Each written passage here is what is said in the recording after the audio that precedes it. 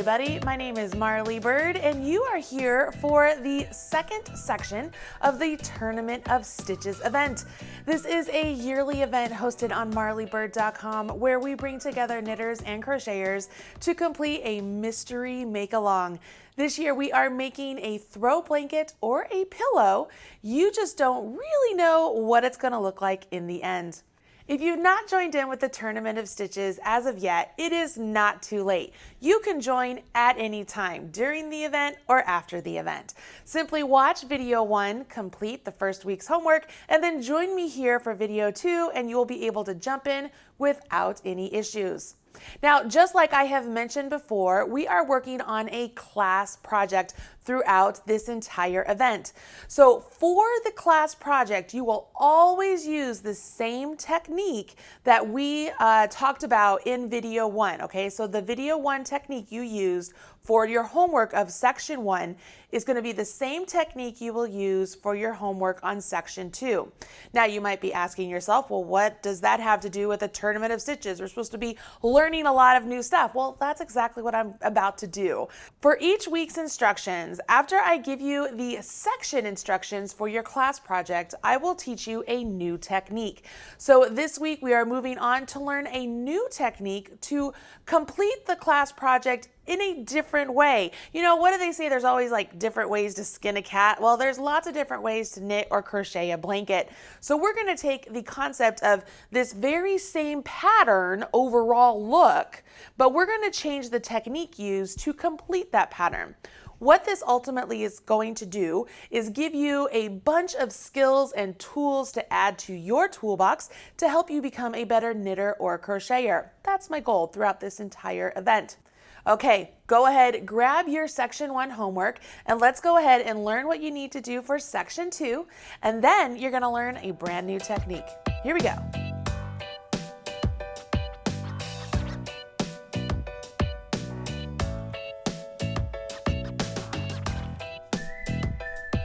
Hello, my knitter friends. I'm so excited you're joining me back here for week 2 of the Tournament of Stitches.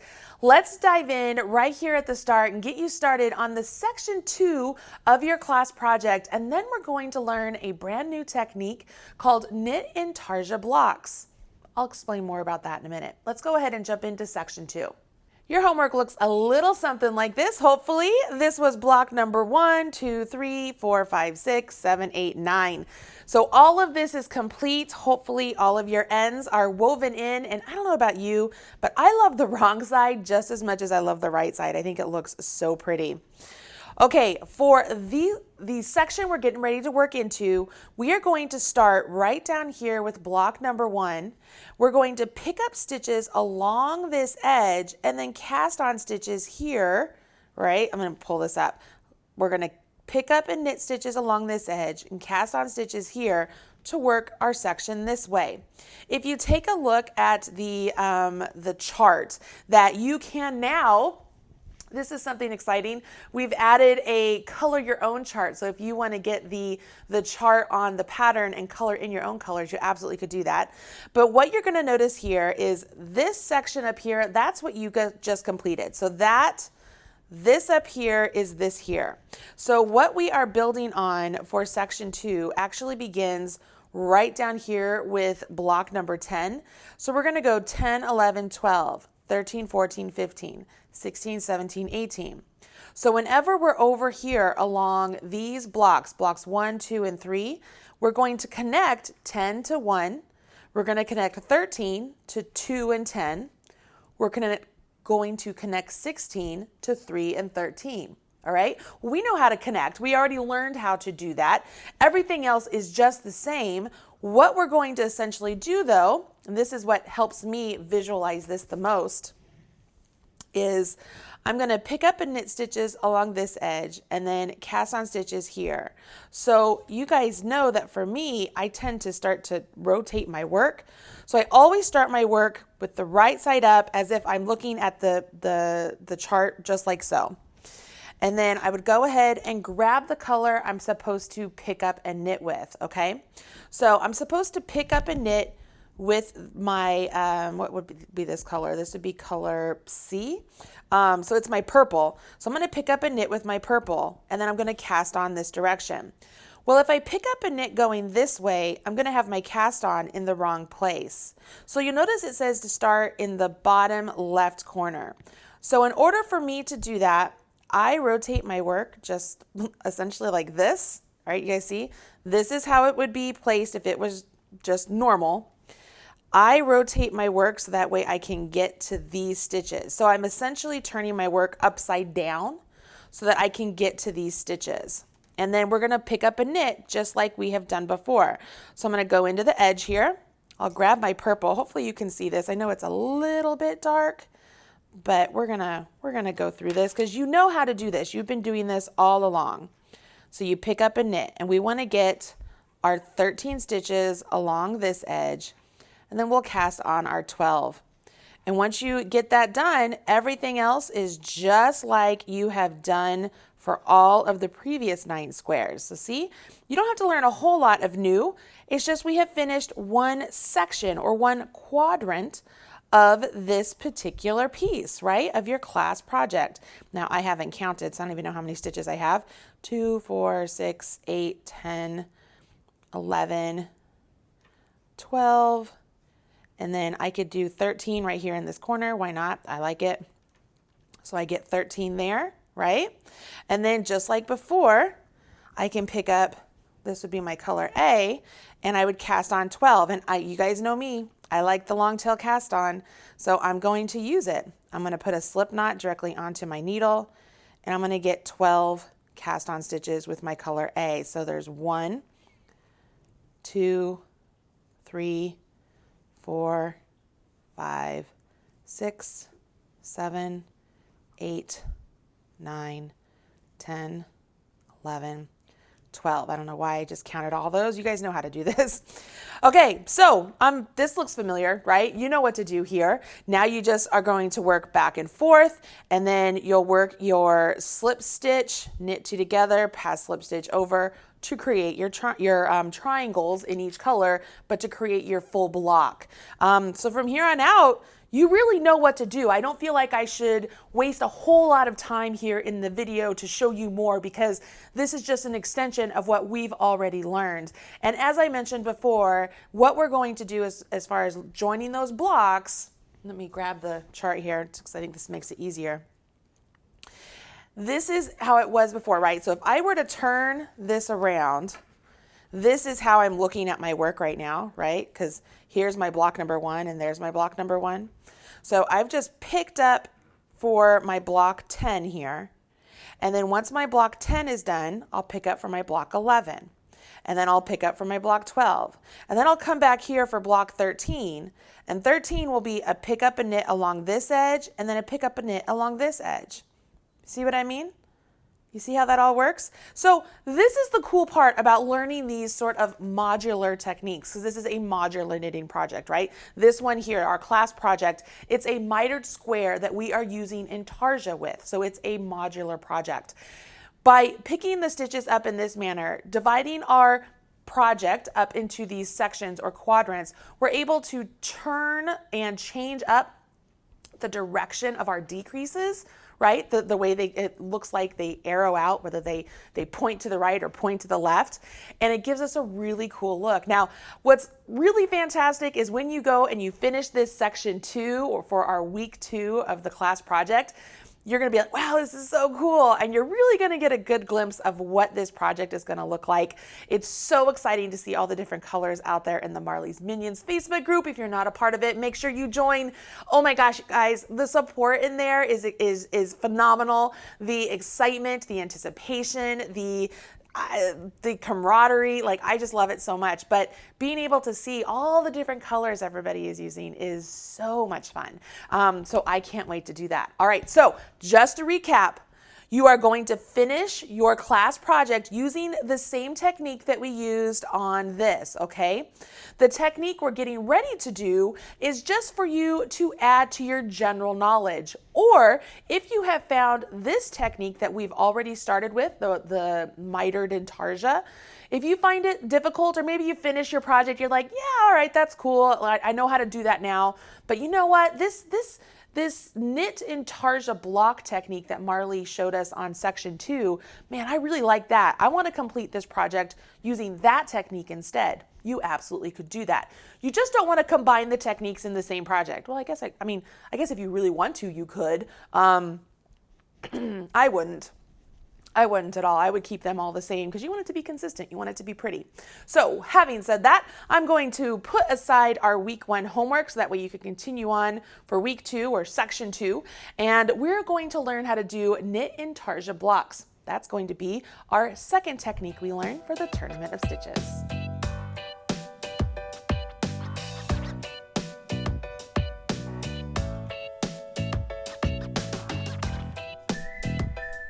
For most of us, as we continue through our knitting journey, we find a technique for a particular style of knitting that we really enjoy and kind of stick with it. Very seldom do we venture out of our comfort zone to learn something new.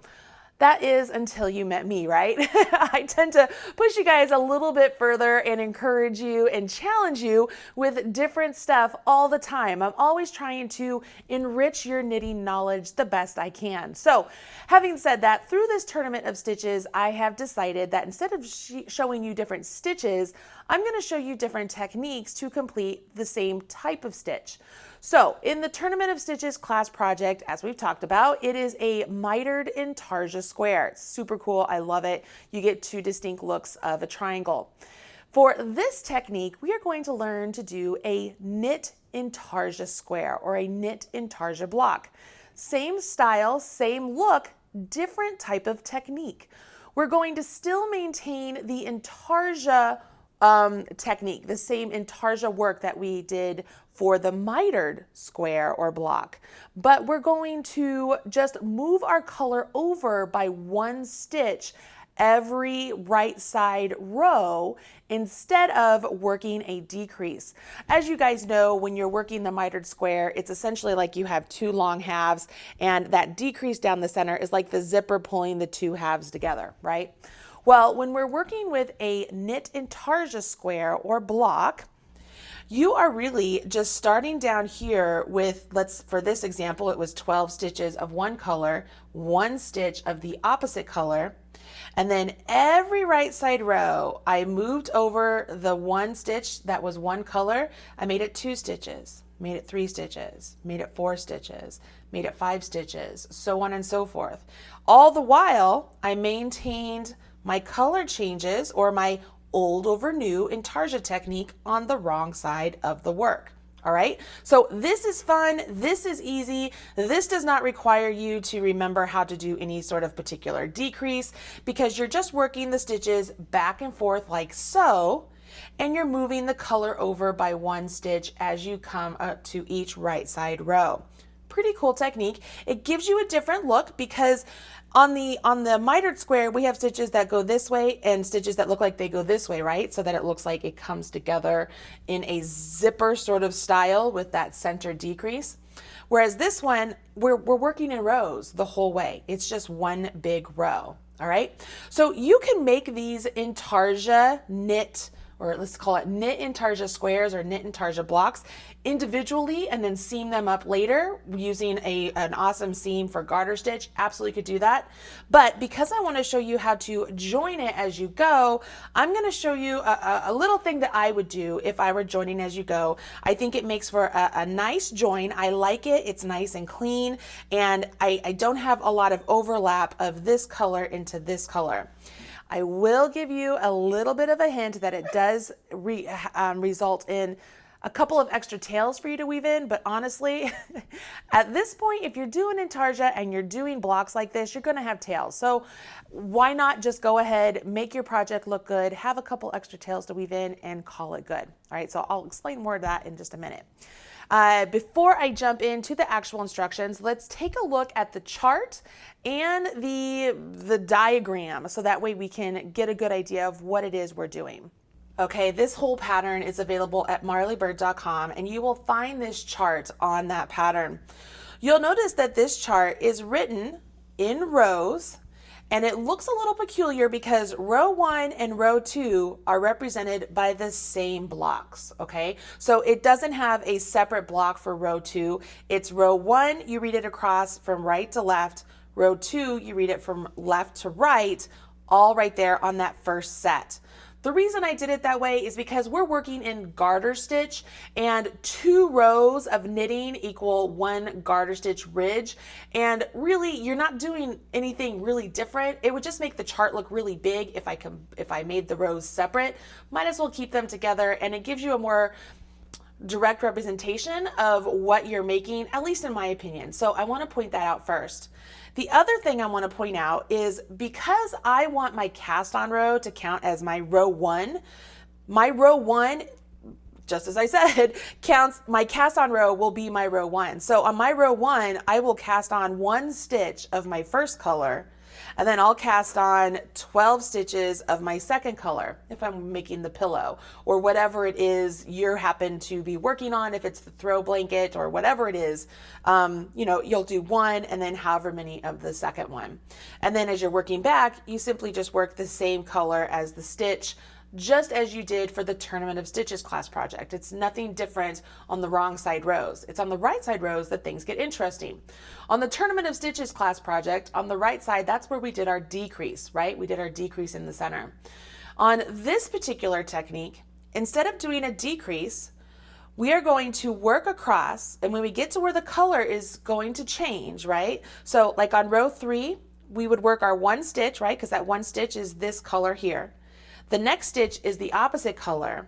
So the instructions tell you to go ahead and use this color here, the first color, to knit that next stitch, giving you 2 stitches in your first color. And then you'll do old over new and finish off with your second color. Then as you work back, you work the same color stitches all the way back. And then you're back to the right side row for row 5. You work your 2 stitches, and then you're going to work 1 stitch more, right? So that gives you 3. Old over new, work your second color across. What this will do, it will gradually stair step the color, the first color up across color 2. You'll finish up here where the very last row 25, will be knit in that first color all the way across. And then row 26 for my pattern is actually your bind off row. So you're going to bind off all with that same color. All right, because the knit row for 25, and then as we bind off as if to knit with 26, that will still give us our ridge, and it makes it a nice square. It looks really good. So that's how you're going to read this chart.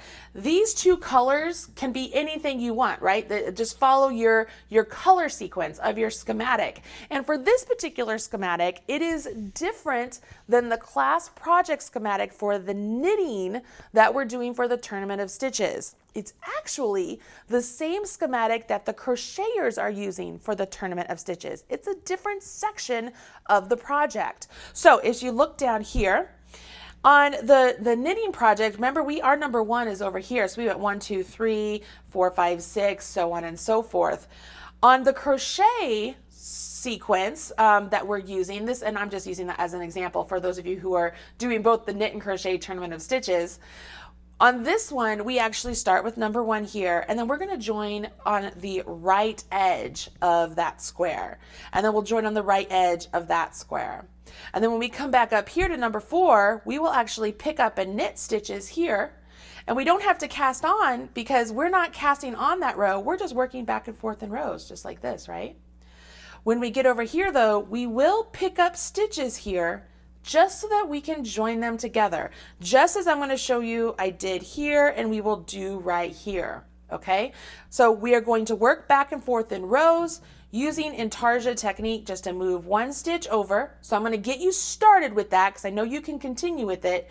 And then I'm going to go ahead and jump to how you would join a block to a previous block so we can get the look we want. All right, so I'm going to move through this rather quickly because I'm assuming you've already watched week 1 or section 1 of the Tournament of Stitches, and we're just adding this technique to that general knowledge that you have already established. Okay, so here we go. Go ahead and grab some scrap yarn, whatever you have lying around. Just pick some colors and let's dive in. All right. I am going to use this pretty pink color as my first color for this first block. And as the instructions state, you will cast on 1 stitch with this color. So I'm just doing a slip knot, and that counts as my 1 stitch. Then with the second color, I'm going to use this white. You will cast on however many stitches you're going to do for your project. If you're following along with the chart precisely, it would be 12 stitches. That way you have a full number of 13 stitches. All right, so this is very similar to how I demonstrated the tournament of stitches. So this would be the size for the pillow. Of course, there are other numbers if you do one of the larger sizes or the larger blocks for the throw, but you can follow along with the pattern. Again, it's free on marleybird.com. The link is in the video description box below this video or in that little I button. Let's see here, 2, 4, 6, 8, 10, 12. So I got 2 extra here. I'm going to count one more time just to make sure. 2, 4, 6, 8, 10, 12. So I have 13 total. All right, so as I turn my work, this would be my row 2. So this is my row 2. And remember, this is a wrong side row. So when I come down here, I'm going to do old over new as I knit this pink color here. All right, so it's nothing different at this point. Pretty easy. When I come down here, bring my old color forward. Make sure it's over my new color, which will be my pink. Bring my pink up in between my needles to the back because I'm going to knit. This is always the most difficult part, right? Because everything wants to kind of come undone, but it's always here at the start. Just kind of pull them. And so we've completed row 2. So row 3, this is where things start to get different. And this is where you're going to, instead of working a decrease, you're going to just move the stitch over one. All right, you guys, it's really quite easy. And if you aren't comfortable with the decreases from the Tournament of Stitches, this is another way to do this entire pattern, okay? So I will go ahead and I will knit with my first color. So if it was more than 1 stitch, I would knit all the way over to where I knit all of the stitches, okay? Now I'm to where my color changes. I go ahead and knit 1 more stitch. So I'm going to knit my pink into that white. Now I'm going to go ahead and do old over new. So pink over the white, pick up my white, and carry on. All right, so all that did, it just shifted my yarn over by 1 stitch, but I now have 2 pink stitches and 1 fewer white stitches. So what would that be, 11 stitches in my white? Turn my work, I'm on the wrong side. We know how to do this. We're just working in rows. I mean, it's super easy. It tends to go pretty fast too, because you don't have a whole lot of stitches happening here. So I'm going to get through. On the wrong side rows, just like before, you will always just knit the same color as the stitch. Bring my yarn to the front, do old over new, as my new color goes between my needles, back to the back. I knit with it. I always give this one a little tug. And I'm finished. All right, so that would be my row 4. Turn my work. I'm going to do row 5. Again, it's a right side row. So all I'm going to do is just shift my pink color over 1 stitch. All right. And I just do that by just moving it over 1 more. So I will knit all of my first color to where my color changes. Then I knit 1 stitch from the color into the other color, right? Drop my old, pick up my new. Again, it's old over new. Okay, that's the Intarsia technique. As long as you do that, you will not get a hole. And I just continue on with my color 2, my second color or alternate color or whatever you want to call it, and work across. So you can see it's already starting to shift, right? Let me go ahead and go back on the wrong side row, and I'll try and get 1 more right side row just so you can see.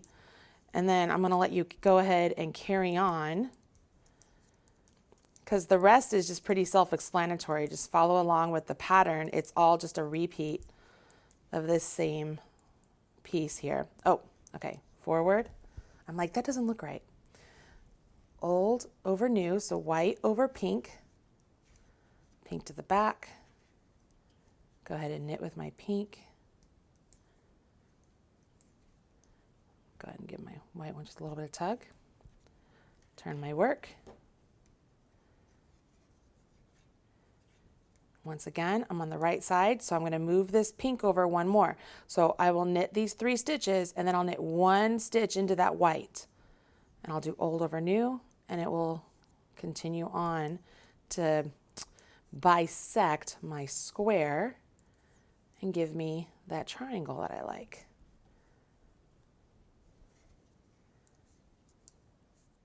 You can see here, it's really starting to get that bisect, right? See how that continues? So if I continue on with this,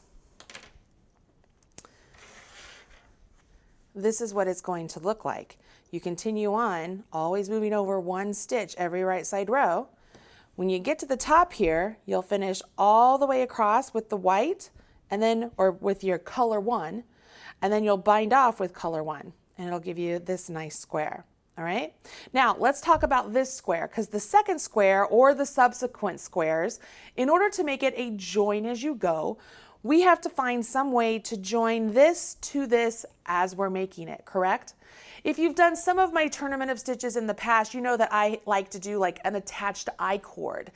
I'm going to use that similar technique to attach this square to the previous square or the previous block.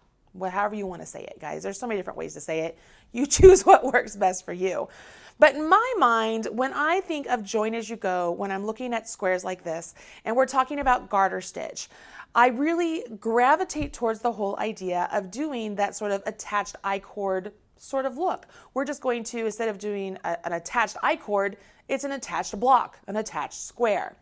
In order to do that though, we have to pick up and knit stitches, because if you've done the attached I-cord with me, you know I usually have stitches that are live that I can then attach to. Yeah, there are times I will go through and just pick up an edge stitch to knit together, but more often than not, I have live stitches to attach my I-cord to. Well, when we're looking at this square, we don't have any live stitches. So we're gonna make some, and we're gonna do that by casting on all the stitches we need. And then we're going to, whatever that second color is, because that second color, right, so this would be my second color. See how it joins up or butts up to this first color of the previous block? So what I did here was, let me get up here. What I did here is I cast on my 1 stitch with my blue. I did my 12 stitches with my purple. And then I picked up and knit 13 stitches all the way up. And I did 13 stitches because ultimately we have 26 rows. And so every time I come across on that right side row, not only am I jumping 1 stitch over or knitting 1 stitch over to create my triangle, but when I get down here to this edge, I knit together the last stitch of my 12 and the next stitch that I picked up in this section over here. So it just meets up all the rows and it makes them connect, okay? Another way to think of it is you want to pick up 1 stitch for each garter ridge, because that's where you're going to join all the way up, all right? That's how we're going to do it. It's really relatively easy. If you don't like it though, if this is something you're like, I just really don't want to do that, you absolutely could just use what I just showed you to make a square and just make a bunch of squares and then seam them together. That's totally acceptable. But if you want to join as you go and kind of make this a relatively easy project to not have to seam later on, and it still is nice and quaint, you don't have to use a super long needle, this is how you would do it. So let's go ahead and continue. And for this pattern, if we considered this color A and color E, this would be color B, this would be color D. So for block number 3, I would go back to color A and color C. So color A for me is this color. So it's my blue color. This is actually called VIP. All right, so that's going to be the color that's going to be picked up and knit and have 12 stitches, all right? My this color here, so my first color, that's going to be my color C. I'm gonna use gray. So I'm gonna use gray for my color C. Let's see if this will get all right for me. All right, so to do this, I'm gonna need this here in a minute, so I'm just gonna set it there. We cast on our one stitch with our color A, or not color A, color C, whatever your first color is, one stitch. Now I'm going to go ahead and cast on my 12 stitches with my second color. I'm still going to do long tail because I like it. So 1, 2, 3, 4, 5, 6, 7, 8, 9, 10, 11, 12. All right, so there's 12 stitches. Now it's at this point that I put a marker in the pattern so that way you could easily identify that these 13 stitches are what are going to make up your block, and the next 13 stitches that we pick up are actually going to be just your join together. They're just there actually to help you join this block to the previous block. So they actually, I keep saying actually, they don't count in your block count. They're just to pick up and join together. So let's add a stitch marker. Now I'm going to pick up and knit stitches all along this edge of our previous block. So just like I did on our class project, I like to turn my work and then pick up my stitches along this way. And I say pick up, but it's pick up and knit. Right here, I'm going to join those two together just because I know that they need to be, just to make sure that I have a nice clean edge there at the bottom. But I should be able to get 13 stitches working all the way up this edge. And I'm just picking up this outside loop out here. Let's see here. So 2, 4, 6, 8, 10, 12, 13. That's perfect. And here we are. Now this is the part where I said that you're going to have lots of ends, because I can't just turn my work and work back down here, right? Because that would give me more stitches or more rows or a bigger block than I want. So I'm actually going to cut this. So I'm going to cut this, and I'm going to leave that, all right? Now I will turn my work. I just totally threw off my first color. That's awesome. Okay, so I turn my work, and I'm going to ignore all of these stitches and come down to where this marker is. Well, in order to do that, I have to first slip these stitches, all right? So I'm going to slip them over to my right hand needle.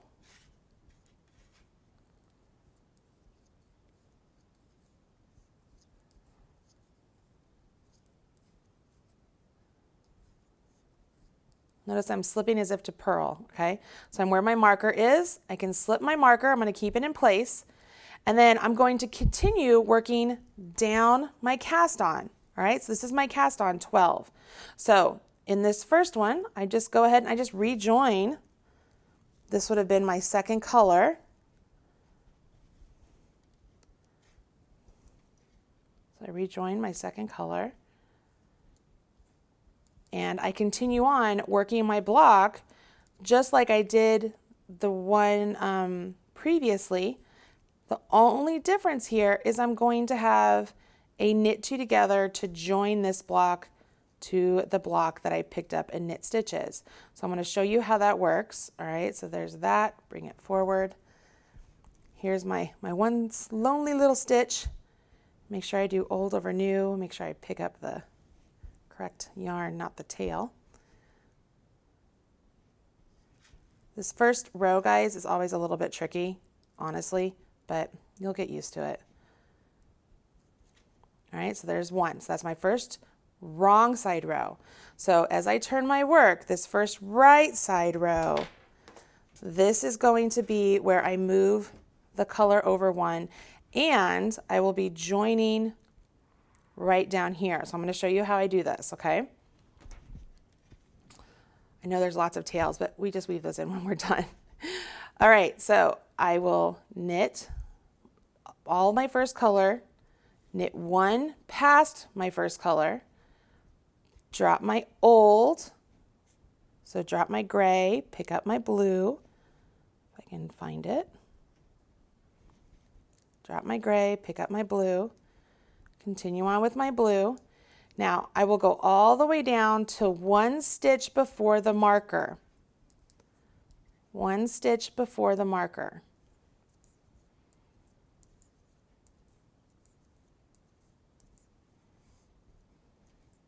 All right, so here's 1 stitch before the marker. Ultimately, I want to knit these 2 stitches together, so the one before the marker and the one after the marker. But I have to get the marker out of the way, right? So I'm going to slip that stitch, remove my marker, and then put that stitch back. Now I can knit these 2 together. And I turn my work. I turn my work, leaving all of these stitches there. All right, don't do anything else with them. Turn your work. You go ahead, place your marker right here on your right hand needle again so that you know where you're going to stop. And you'll work your wrong side row just like you work all your other wrong side rows. See how easy this is? Honestly, you guys can do this. Now I know somebody's going to ask, well, why don't I just, instead of pick up and knitting along the previous block, why don't I just pick up those loops and then do the knit 2 together with the loop? Well, you could do that. And it was a discussion that I had with my tech editor. We both decided that doing it this way looked cleaner. It was a cleaner join, a cleaner angle than if you pick up and just knit together with the new block. Because if you're going to pick up those stitches and not pick up and knit, then you're going to have those 2 colors melding together. So down here, instead of knitting together these 2 blue colors, it would be one of the dark blue and one of the light blue. And it just was not as clean of a look.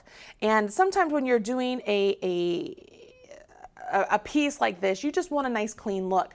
This was my solution to that. Now, I would be interested to find out if you guys have other ideas on how to do this, how to join. I mean, I'm all ears. This is the way I like to do it, but just like you, I like to learn new stuff, and you might know more than I do, or have an idea, or have learned something that I've never learned before. If that's the case, be sure to share with me below so that way I can take a look at it, all right? So I'm knitting over the 2 stitches that I have done. Color 1, and I'll do 1 stitch extra, drop my old, pick up my new, remember old over new, and I'll continue down with my new, which is my second color, down to 1 stitch before the marker. Okay, slip my stitch, remove my marker, slip the stitch back, and then knit 2 together.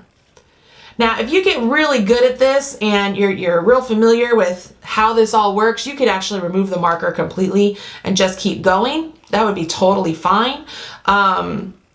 It's up to you. The marker there is it's just a really good visual, especially if you're like me and you're up really late at night doing something like this and you just don't want to count. It's just easier to be like, okay, just 1 stitch before the marker. It's just easier to have that visual in place than have to actually count stitches over to where you are and blah, blah, blah.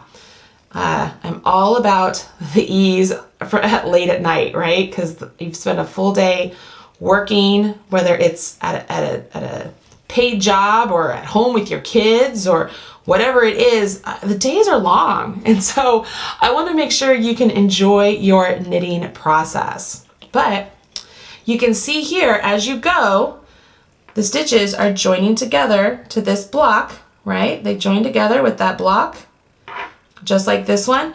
Some of you might be like, oh, but wait a second. Every time you turn, you get a little bit of a gap there. It is not significant enough to cause any concern. Honestly, it's not like we have to do any sort of a wrap and turn. When you're working with these garter stitches, it looks just fine. You'll be just fine. If it bothers you enough, you can always use your tails. Lord knows we have enough of them. And you can kind of close it up if you want to, I didn't find it necessary. I thought everything looked just fine on mine, so I did not do that, all right?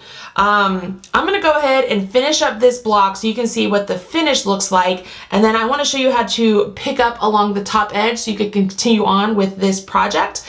And then that's gonna be it for this technique. So go ahead, finish yours, I'll finish mine. In the meantime, why don't you let me know what colors you are using for your class project, or if this is something you're like, holy moly, I love this technique, I wanna make something with this technique, let me know in the comments.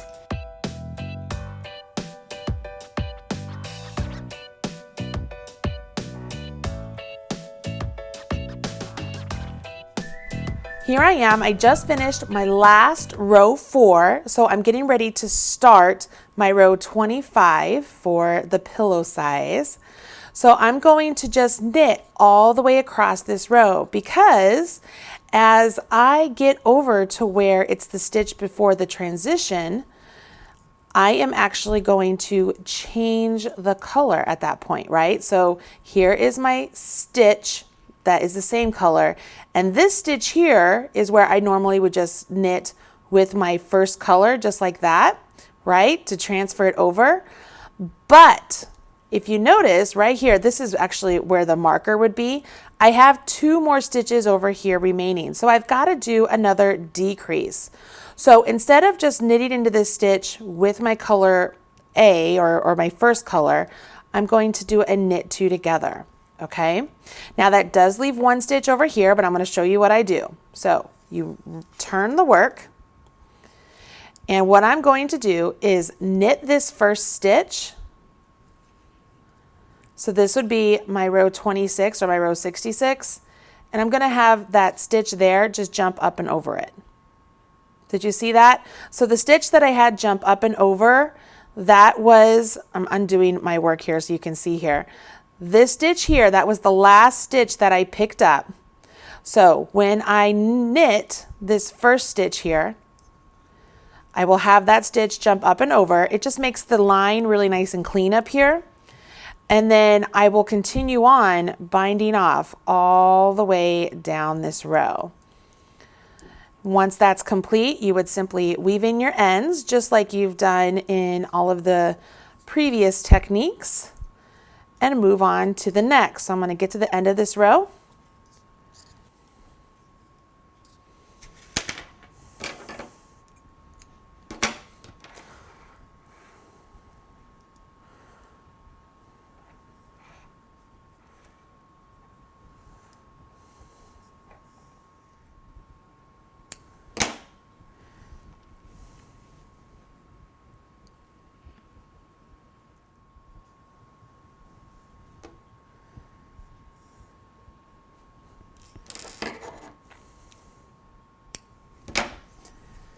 And with that, I have all of my ends woven in. You can see it looks nice and neat on the back. I still have my Intarsia joins.